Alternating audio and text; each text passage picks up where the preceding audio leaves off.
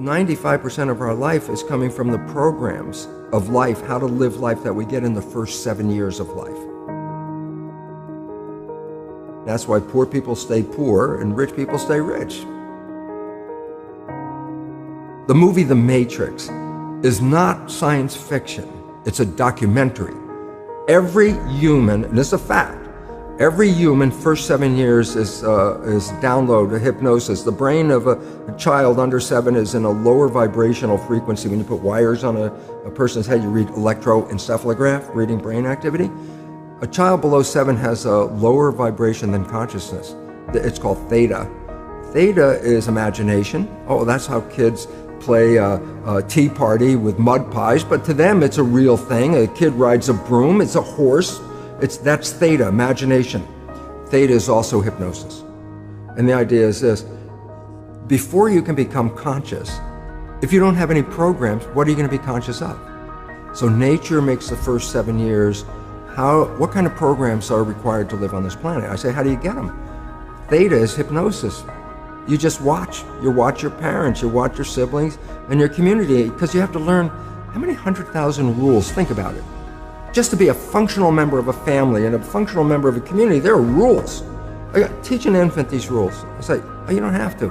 First 7 years, they observe it and just download it. Look, this is not new. I mean, there's the famous book, Rich Dad, Poor Dad. Sure. And basically said you come from a poor family and you could struggle your whole life and try to get rich, but you're not going to make it. And if you come from a rich family, you could be stupid your whole life and make it. Not because it was thinking, but it was unconscious behavior that was downloaded from rich families into kids, which is unconscious. So they're making the right moves unconsciously. If they engage their conscious mind, then they look stupid, but it's unconscious. And that's the same thing with poor people. Poor people have beliefs from the family.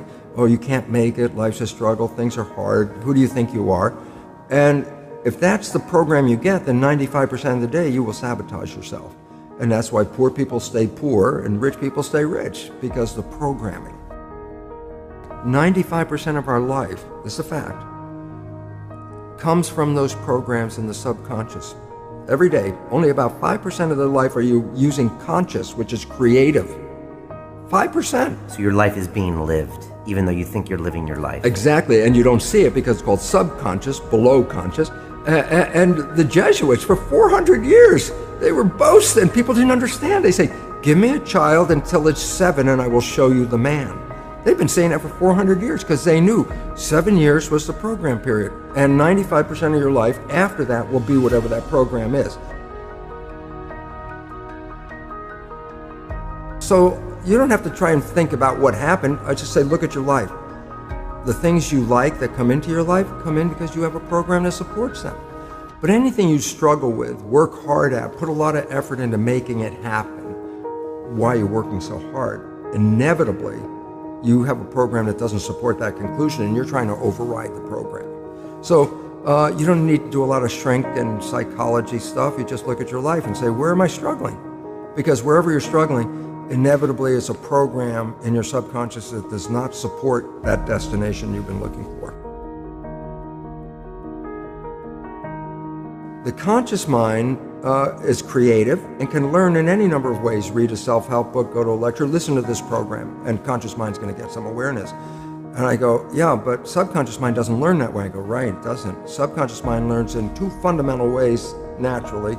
Hypnosis, which is the first 7 years. And after age 7, how do you put new programs in? Repetition, practice. You want to drive a car, you didn't learn how by just getting in the seat and put the key in. You had to practice driving the car. You want to learn the alphabet. How many times did you go from A to Z? Try to go to A to Z before you can complete it. And once you completed it, you didn't have to go back and do it again. So 2 phases. You want to train the subconscious mind, hypnosis, repetition. I like the last one because there's a new phrase that's bandied about called fake it till you make it. Meaning, if you're not a happy person, I say, you want to be a happy person? Then repeat all the time, I'm happy, I'm happy.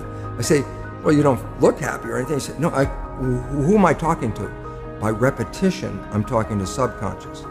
If subconscious gets, I am happy, and 95% of your life comes from that subconscious, there will be a point once the subconscious got, I am happy, you don't have to say it again. Okay. It'll be automatic. And that's why we see people do affirmations and gratitude journals and stuff, because if you do that daily... It's repetitive. That's the secret part.